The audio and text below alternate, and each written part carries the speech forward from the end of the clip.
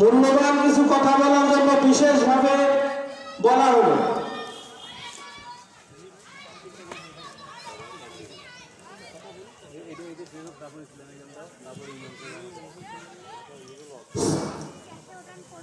যে সকল ভাইরা দাঁড়িয়ে আছেন মেহেরবানি করে মাহফিলের সম্মানার্থে বসে পড়েন, এবং যে সকল ভাইরা বাহিরে অযথা ঘোরাফেরা করতেছেন, মাহফিল শুরু হয়ে গেছে, তাই অতএব আর বাইরে ঘোরাফেরা না করে মাহফিলের প্যান্ডেলে আপনারা এসে আপনাদের আসনগুলো গ্রহণ করবেন। আসসালামু আলাইকুম ওয়া রাহমাতুল্লাহি ওয়া বারাকাতুহু। নাহমাদুহু ওয়া নাস্তাঈনুহু ওয়া নাস্তাগফিরুহু ওয়া নাউযু বিল্লাহি মিন শুরুরি আনফুসিনা ওয়া মিন সাইয়্যাতি আ'মালিনা।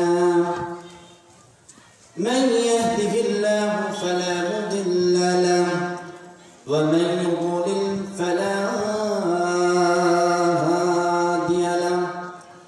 الذي أرسله بالحق بشيرا ونذيرا وداعيا إلى الله بإذنه وسراجا منيرا. فقد قال الله تعالى في كلامه المجيد وفرقانه الحميد.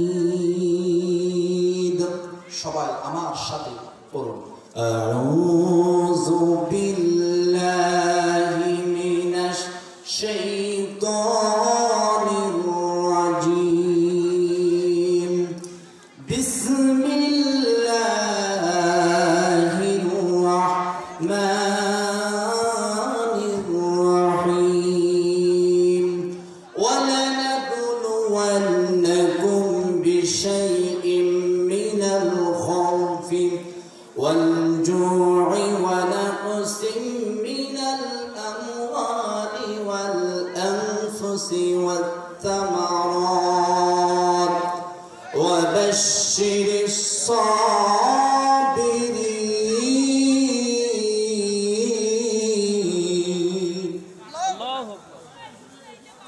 وقال النبي صلى الله عليه وسلم: الدنيا سجن المؤمن وجنة الكافر، أو كما قال عليه الصلاة والسلام: إن الله وملائكته يصلون على النبي يا أيها الذين آمنوا صلوا عليه وسلموا تسليما. اللهم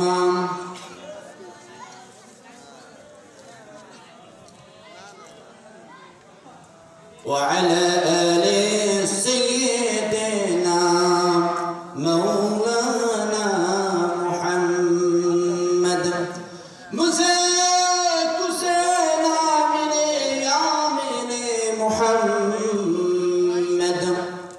جان حسين جسني الله من بلاغ العلا بكماله كشاف الدجى بجماله حسنت جميع خصاله صلوا عليه وعليه.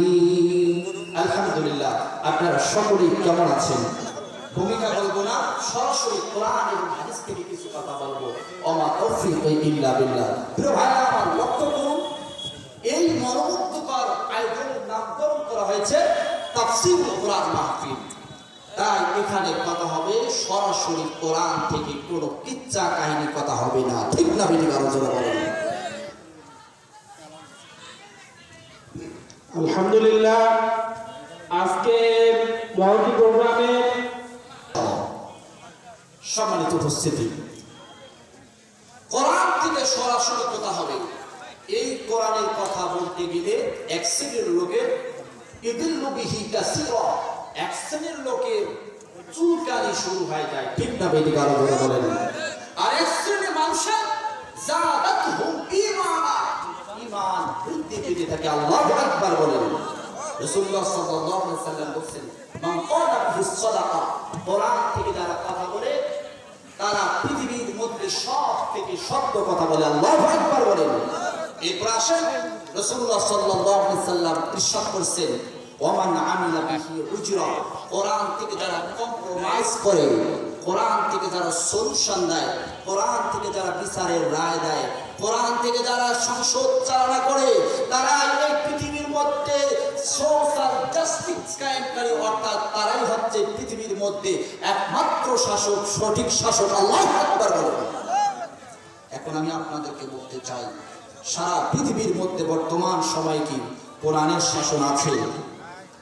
এমনকি আমরা যেখানে আসি সেখানে কি কোরআনের শাসন আছে? নাই। কোরআনের শাসন নাই বিদায় অবাক হয়ে যাবেন, এই বাংলা জমিনে গোটা ঘর ভর্তি বিদেশি মদ নিয়ে একজন চিত্রনায়িকা ধরা পড়ল। ঠিক না বেটি বলে গেছেন? আমরা এইসব মানুষের নাম না বলি, কারণ এইসব মানুষের নাম নিল গুনাহ হয়। প্রিয় ভাইরা আমার, গোটা ভর্তি মদ নিয়ে ধরা পড়ল, কিছুদিন পরেই ছাড়া পেল। আজ বাংলার জমিনে অসংখ্য অসংখ্য হাজার হাজার মুসলিম রয়েছে, তারা যারা নিরপরাধভাবে বছরের পর বছর কারারুদ্ধ জীবন যাপন করতেছে, তবুও তাদের ভাগ্যে জামিন মিলতেছে না। ঠিক না বেটি? আরো জোরে বলে। একটাই কারণ, কোরআনের কথা বলা, কোরআনের হক কথা বলার কারণে। ঠিক না বেটি? আরো জোরে বলেন। আমার মনে অত্যন্ত কষ্ট হয়, আমার মনে অত্যন্ত ব্যথিত হয় এই জন্য যে দেশে 90 কিংবা 93 মুসলমান বসবাস করি, সে দেশে আল্লাহর দেওয়া জমিনে আল্লাহর দেওয়া বিধান বাদ দিয়ে মানব প্রসিদ্ধ গ্রামের মানব প্রসিদ্ধ সংবিধানের গোলামি করে, এর চেয়ে বড় লজ্জা, এর চেয়ে বড় অপমান, এর চেয়ে বড় আল্লাহর সাথে প্রতারণা করা পৃথিবীতে আর কোনো কিছু হতে পারে না, পারে না, পারে না। ঠিক না বেটি? আরো বলে বলে। আপনি নিজের বিবেককে একবার ভাবুন, ডিপলি চিন্তা করুন। যেদিন আল্লাহ তাআলা ওয়ায়াউমা নাদউ কুল্লা উনাসিন, দল মত সবকিছুকে নিয়ে আল্লাহ তাআলা যেদিন ডাকবেন, সেদিন আল্লাহর কাছে আপনি কি জবাব দিবেন? ঠিক না বেটি? আরো জোরে বলেন। প্রিয় ভাইরা আসুন, আমি যে আয়াতে কারিমা পড়ছি সূরা বাকারা 155 নম্বর আয়াত, এই আয়াতের আলোচ্য বিষয় হচ্ছে, ঈমানের অগ্নি পরীক্ষা। আল্লাহ তাআলা সূরাতুল বাকারার মধ্যে বলেন ওয়ালা নাবলুওয়ান্নাকুম বিশাইইন মিনাল খাউফি ওয়াল জু'i ওয়া নাকসিম মিনাল আমওয়ালি ওয়াল আনফুসি ওয়াত তামারাত ওয়া বাশশিরিস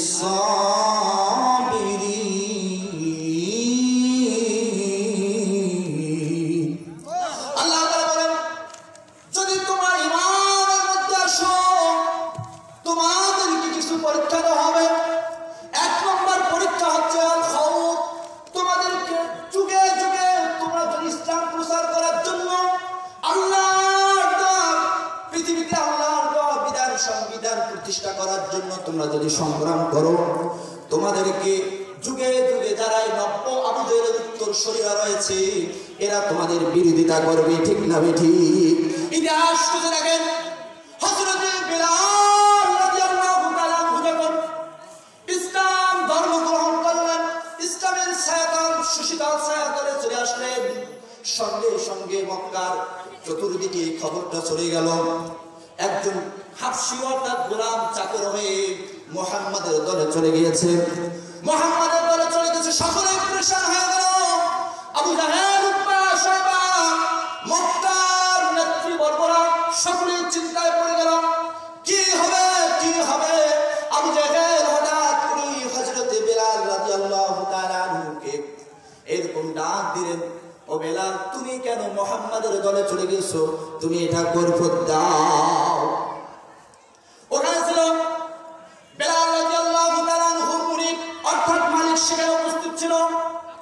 বিলাল রাদিয়াল্লাহু তাআলা আনহুর মালিক তিনি বলতেছেন, ও বিলাল, তোমাকে যদি আমি খেতে না দিই তুমি খেতে পারো না, তোমাকে যদি আমি সাহায্য না করি তুমি সাহায্য পাও না, তোমাকে যদি আমি থাকতে না দিই তুমি থাকতে পারো না।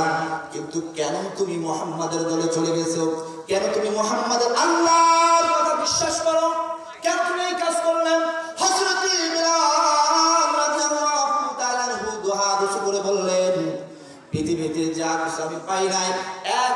সঠিক পথ, আমাদের একমাত্র স্রষ্টার সন্ধান, সেই সন্ধান পেয়েছি হযরত মুহাম্মদ সাল্লাল্লাহু আলাইহি ওয়াসাল্লামের কাছে। এই কথা শোনার সঙ্গে সঙ্গে মক্কার নেতৃবর্গরা রাগে ক্ষোভে ফেটে পড়ল। আবু জেহেল বলল, শুনে রাখো, তুমি যদি ইসলাম থেকে বের হয়ে না আসো, তুমি যদি মুহাম্মাদের দল থেকে বের হয়ে না আসো, তোমাকে যখন কঠিন শাস্তি থেকে শাস্তির আওতায় নিয়ে আসা হবে, তোমার মুহাম্মদ তোমাকে রক্ষা করতে পারবে না। নাউজুবিল্লাহ বলেন। ও ভাইরা আমার, যারা ইসলামের জন্য কথা বলে, আল্লাহর দাবিদার, আল্লাহর দাবিদার পৃথিবীতে আল্লাহর জমিন আল্লাহর কোরআন কায়েম করার জন্য যারা অতপ্রতভাবে কাজ করে, ইসলামে আন্দোলন করে, তারা আজকে এরকম নব্য আবু জাহলের উত্তরসূরিরা যারা রয়েছে, তারা এরকম এই মানুষটার বিরুদ্ধে বিভিন্ন প্রকার ভয় ভীতি থেকে ইসলাম থেকে দূরে সরানোর জন্য চেষ্টা করে। ঠিক না বেটি? কারো করে বলেন। মুসলমান বলে যাবেন, কোরআনের আলো, আমার নেতা তোমার নেতা, লিল্লাহি তাকবীর।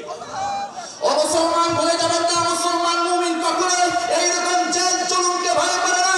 এই কোরআনের আইন কায়েম করার জন্য, ইসলাম আন্দোলন প্রতিষ্ঠা আন্দোলন করার জন্য আমাদের বিশ্ব নবী সাল্লাল্লাহু আলাইহি ওয়াসাল্লাম তাইয়ের রক্তাক্ত অবস্থায় জহুর হয়ে পড়েছেন। এই কোরআন আইন কায়েম করার জন্য বিশ্ব নবী সাল্লাল্লাহু আলাইহি ওয়াসাল্লাম শিয়াবে আবু তালিব 3 বছর কারারুদ্ধ জীবন যাপন করতেছেন। ঠিক না বেটি? কারো করে বলেন। মুসলমান বলে যাবেন না, এই কোরআন আইন বাস্তবায়ন করার জন্য সাইয়েদ কুতুব জীবন দিয়েছেন। এই কোরআন আইন বাস্তবায়ন করার জন্য এই বাংলার জমিনে অসংখ্য বর্ষের আলেম ফাঁসির কাস্তে ঝুলে এইরকম তাদেরকে বুঝাই দিয়েছে কোরআনের জন্য, ইসলামের জন্য জীবন দিতে পারি। ঠিক না বেটি? কারো করে বলেন। মুসলমান বলে যাবেন না, এই কোরআন আইন বাস্তবায়ন করার জন্য যিনি 50টি বছর তাফসীর করেছেন, যিনি 52টি দেশের বেশি দেশে সফর করেছেন, যার হাত ধরে অসংখ্য মুসলিম মুসলমান হয়েছে, বীরত্বের আল্লামা দরুদ্দিন সাইয়্যিদ আজ 53 বছর ধরে তালিবের কারাগারে নিজের জীবনটাকে শেষ করে দিচ্ছেন। ঠিক না বেটি? কারো করে বলেন। মুসলমান আমি বলতে চাই, ওনার মানে বলতে চাই, যদি আবার ডাক আসে রাসূলুল্লাহ সাল্লাল্লাহু আলাইহি ওয়াসাল্লামের আদর্শ বাস্তবায়ন করার জন্য, যদি আবার পয়দের ডাক আসে, নিজের জানের মালে কোরবানি করে কাপড় প্রয়োজন করে বাদশার লাঠি সকলে রাজপথে আকাশ বাতাসে আল্লাহু আকবারের ধ্বনিতে আকাশ বাতাস প্রকম্পিত করে সামনের সাথে থাকতে কে কে রাজি আছেন? হাত তুলে মুসলমান আল্লাহ করে দান। তাকবীর। কোরআনের আলো, আজকাল মাহফিল সবল হোক, আমার নেতা তোমার নেতা, দুনিয়ার মুসলিম, দুনিয়ার মুসলিম, লিল্লাহি তাকবীর। আমি একটি কথা বলে শেষ করব। সূর্য যদি উদিত হয় আলোকিত হবে নিশ্চিত। আইবির শাসন, বঙ্গবন্ধুর ভাষণ, জিয়া কাদের সাথে নানান তাল, ফখরুদ্দিন মঈনুদ্দিন সব করার দিনটাকে শেষ। আগামী সূর্য কোরআনের সূর্য, আগামী বাংলাদেশ ইসলামের বাংলাদেশ, আগামী বাংলাদেশ টুপিওয়ালাদের বাংলাদেশ। ঠিক না বেটি? কারো করে বলেন। এদেশের তরুণ যুবকরা এখন রাতে তাহাজ্জুদ নামাজ পড়ে পরের দিন আল্লাহর কোরআনের দুর্গায় কাঁদতে পরিণত হয়েছে। এদেশের তরুণ যুবকরা এখন রাতে তাহাজ্জুদ নামাজ পড়ে পরের দিন কোরআনের দাওয়াত দিয়ে মানুষের কাছে যায়। ঠিক না বেটি? কারো করে বলেন। ওসিলায় মুসলমান শুনে রাখেন, টেকনাফ থেকে দুনিয়া, রূপসা থেকে বদরিয়া, বর্তমান থেকে শুক্রবার বাংলাদেশের প্রতিটি মাটিতে কোরআনের রাজ কায়েম হবে হবে হবে। ঠিক না বেটি? কারো করে বলেন। এই আশাবাদ ব্যক্ত রেখে আমি আমার সংক্ষিপ্ত কথা, অগোছালো কথা, সময়ের সংক্ষিপ্ত করার কারণে অগোছালো অনেক ভাই গেছে, তাই আপনারা সকলেই আমার জন্য প্রাণ খুলে দোয়া করবেন। করবেন না তো? অবশ্যই করবেন ইনশাআল্লাহ। আল্লাহ তাআলা সকলকে কবুল আর মঞ্জুর করুন। আমি আপনাদের জন্য সকলের জন্য দোয়া করব, আমার জন্য সকলে দোয়া করবেন। এই আশাবাদ ব্যক্ত রেখে আমি আমার সংক্ষিপ্ত কথা এখানে শেষ করছি। ওয়া আখিরু দাওয়ানা আলহামদুলিল্লাহ।